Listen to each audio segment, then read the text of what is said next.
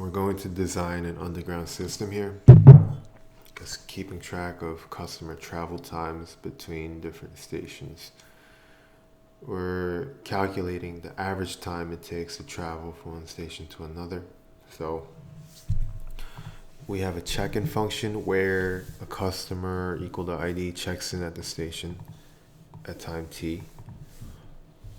Okay.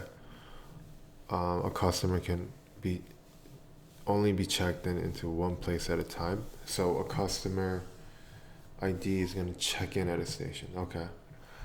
Check out, a customer with ID equal to ID checks out from the station name at T. Okay. Average time is going to return the average time it takes to travel from start to end.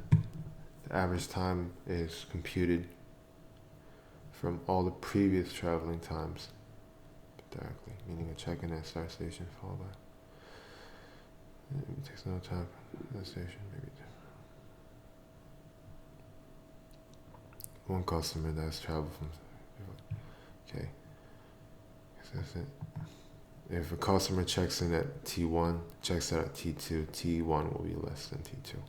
So if you look at an example here, check-in ID 45 at Layton at 3, ID checks in at Paradise 8, 27, 10.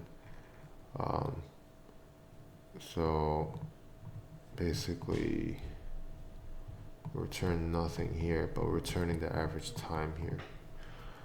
Okay, so let's figure out the check-in and check-out portion first. So when a person checks in to a place, that's going to be that.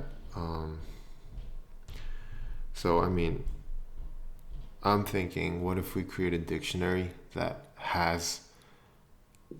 keeps track of those values, right? So let's say self dot history, let's say, or check-in history, would be an empty dictionary. And if ID not in self that history, I'm going to say self that history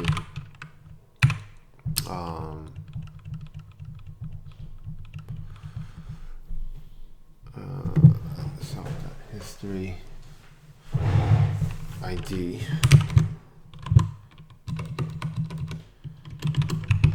is going to equal something there. So let's say we check in. Okay, check-in's not in history. ID equals that's start place equals station name. We'll do start time equals T. Else, if ID isn't self.history, then I would assume that they're updating their start time and start place anyway. So if anything, maybe I don't need to check this, because whether that person's in or not, I want to update their info anyway. So I'm just going to keep it like this, actually. So regardless, we're going to add a new key, or we're going to replace it. Okay.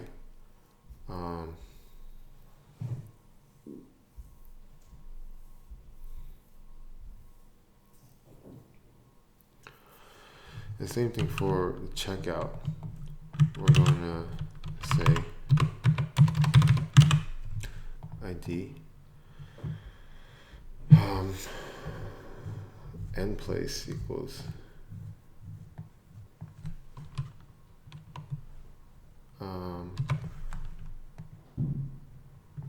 I would do end place equals station name 3D and time equals T. Right, so maybe a more elegant way is just updating it like that. So I'm just gonna say start place and start time like that, so that when we do get it, we'll have all of it within that dictionary. Now the question is, how do we compute the average time and how do we store it, right? So check out, well, start time would equal self dot history start time, right? So when we say average time, that can be start time plus end time, and then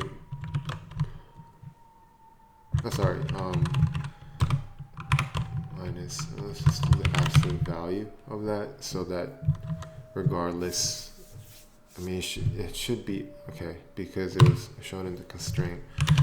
End time minus start time. Okay.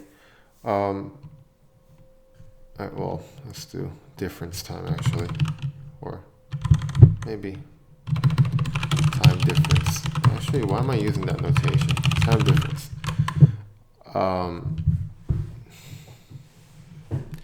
You know what? I'm gonna change. I don't know why I was using Camelback. The Camelback? Forget. Name. I mean, maybe because that's why. Do we still do that? I wonder. Anyway, so that's fine. Start time. So that is our time. Check. Place it in there. T. Time equals start time. Difference equals. Okay. Equals. Well.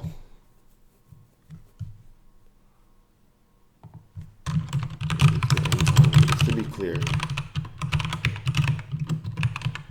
End time. Just to be clear. So we get the time difference. And then once we get the time difference, then we want to know, okay, how many people took that route, right? How many people took that route of going? So maybe we could keep a count of that. So let's say, when will we add the count, right? So for example, start,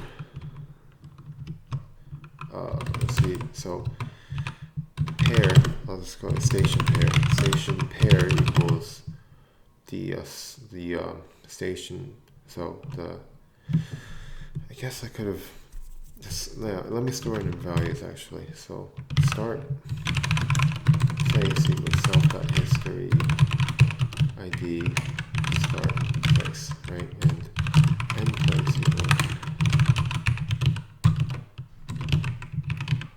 end place. Okay, so we can say the station pair is a string that basically has start place. Basically, we're going to format start place and end place like that. So we're going to have our station pair,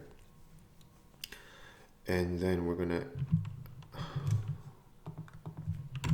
help that station pairs. Okay, we'll have it as a dictionary. If station pair not in self dot station pairs, don't say station pairs. So for that unique set, we're gonna say equals 1. Else, if it is in it already, and we're seeing that for the second time, then we want to increment the count of that. So 2 people have used it, for example. And then the time difference then would be that, and then the average time, or current average time, equals the time difference divided by the current.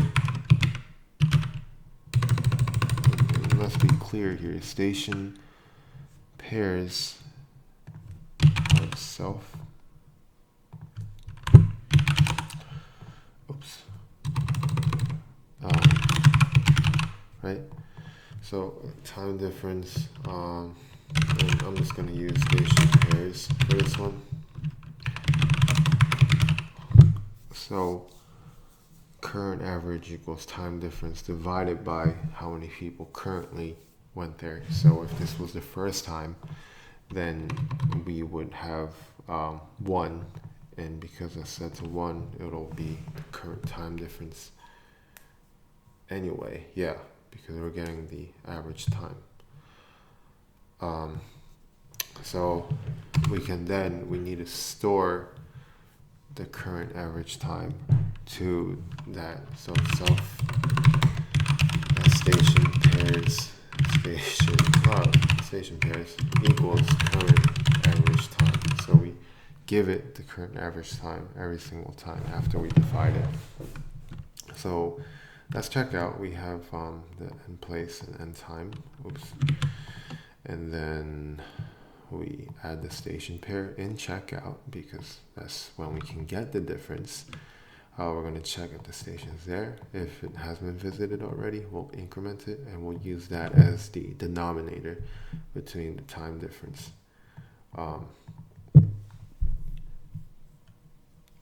Between the end time and start time.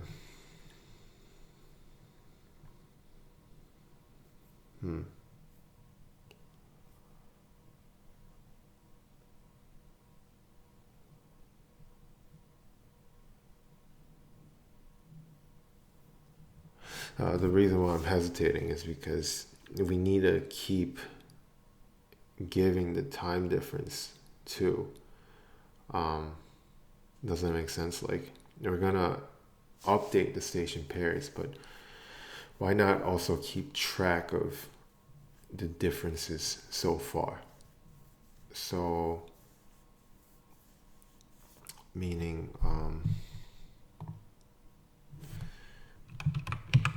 count equals that. Count equals that. So we'll do count, right? But what about the time difference? So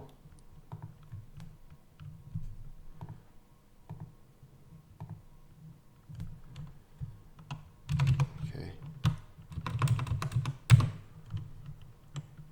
let me get the time difference actually up there because we already have access to it. I could organize this better, but let's say we get the time difference, right? And then we get the station pair. If this is not in the station pair, then we want to increment count. But also, if it's not there from the get-go, do total time.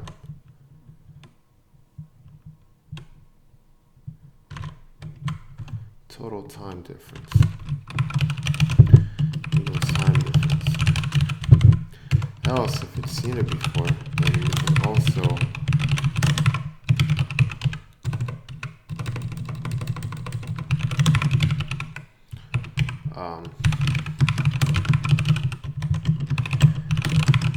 increment it based on the time difference that we see from there, and then we can then use this. Well, no, we're getting the current average time, right? So the current average time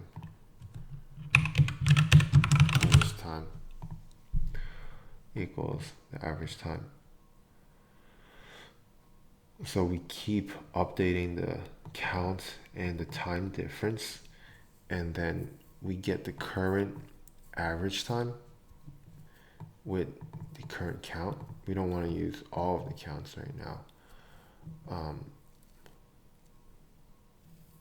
Yeah, that's fine.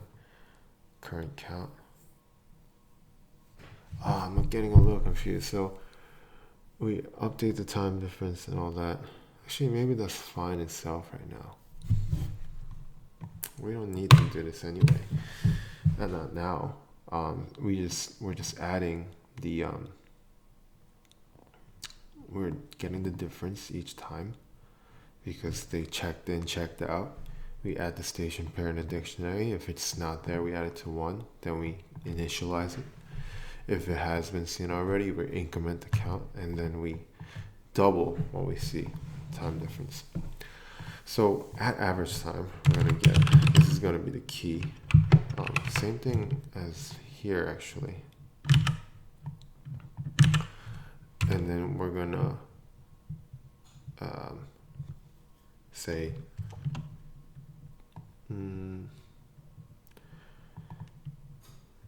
yeah, we're going to get the count and time difference.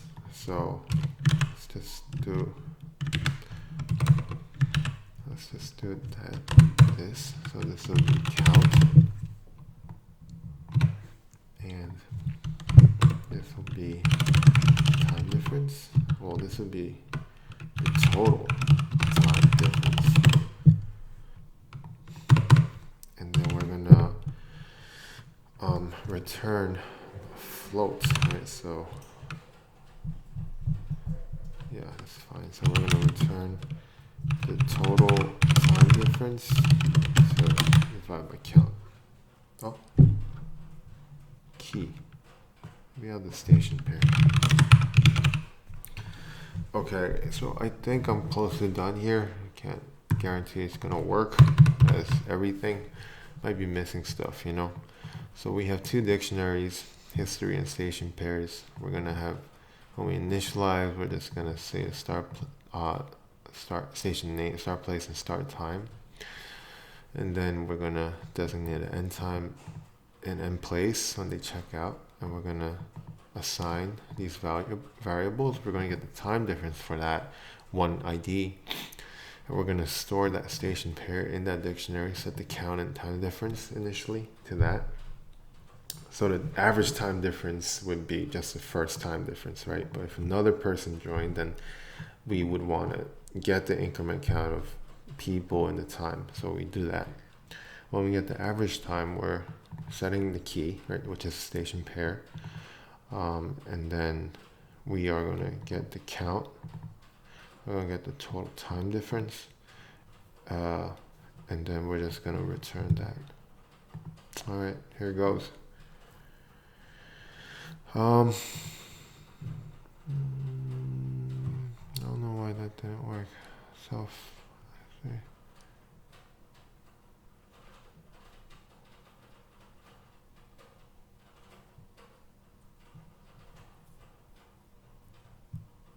Key error.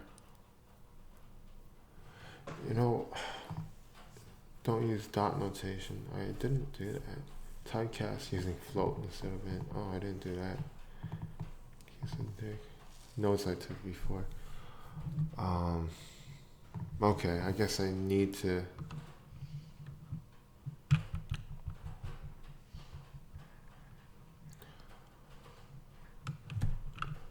ID not in self.history. Do this. Plus, we'll do this. So similarly, ID history. Whoa, when they check out, that's going to be granted that they're going to be there. 45.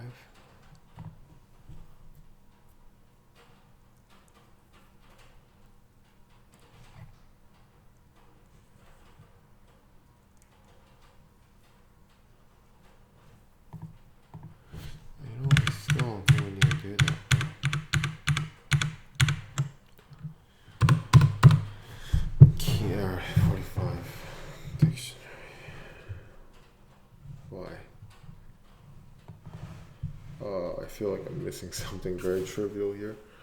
It's a key error. So I feel like self-history 45 start place in the state 9. Well, that's weird. Because we could have missionary day 45 and 1, right? So why is that an issue? Is it because it's a string?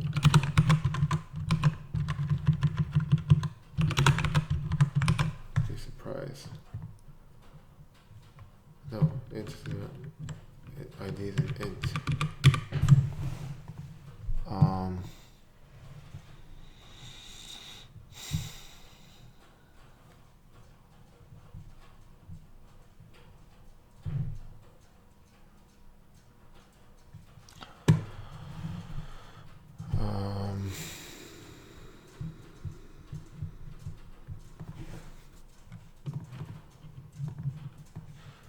By the way, isn't this 3? Ugh.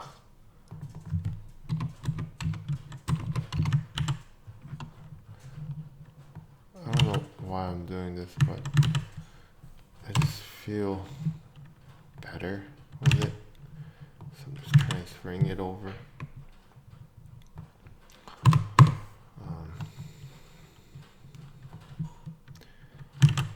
I guess that's something to always check, right? Are you using the right Python version? I don't think that's the reason why it wasn't working though, but I guess you never know. Why is that?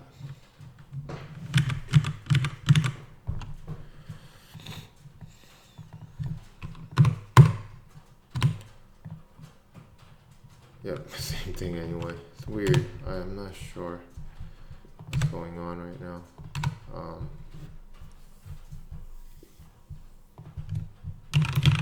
Let's do this first.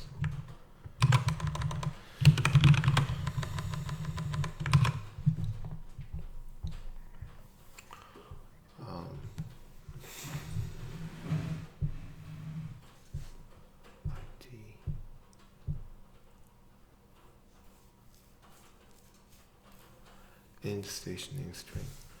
T is an int. So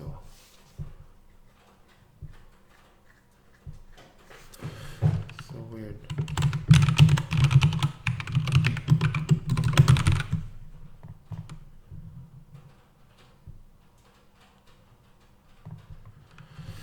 Oh, the int object.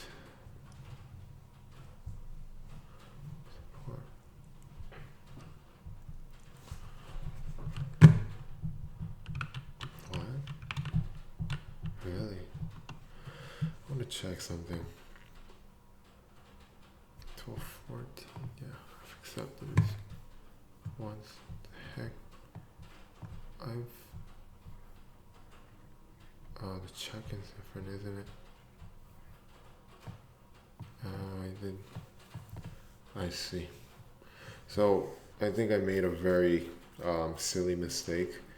When I'm checking in keys in the first place, I can't use this notation. I have to create a JSON file. So let me just do that right now. If ID dot is self.history, then we're gonna say, okay, self.history ID equals JSON file with start place to station name and start time to T. Okay.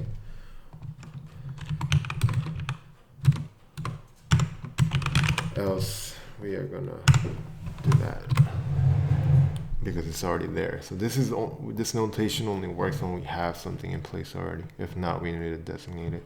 This should work fine afterwards. I didn't define end time. That's because of the notation. Start time. Leighton Waterloo key error.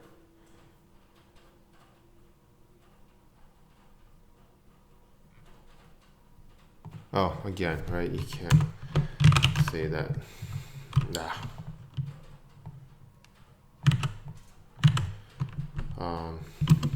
equals, again, count one and total time difference equals time difference. Yeah, we need to set it that way. Invalid syntax, where? Total time difference equals time difference.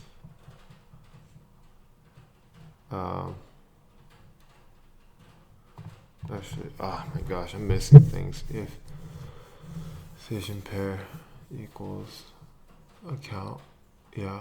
Oh my gosh. Start. I love this. This, of course, this would be start station. This would be end station. Let's see. Okay. Just really silly mistakes at the end.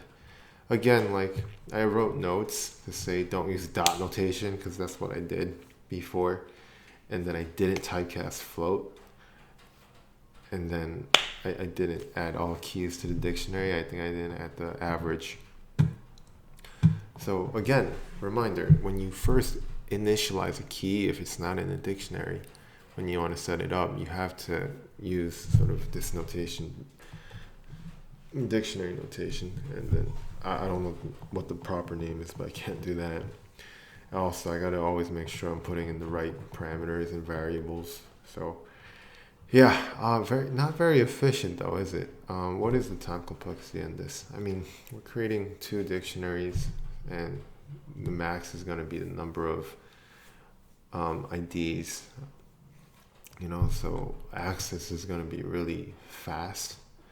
Actually, let me submit it again. I got slower. Maybe it's my computer. I wonder if we get 5%. That sucks. Oh my gosh. Let me check the solution here. 2 hash maps. That's what I did. Yeah, I mean, access is going to be constant. That doesn't matter. But yeah, the solution sucks. Okay, we're done here. All right, bye.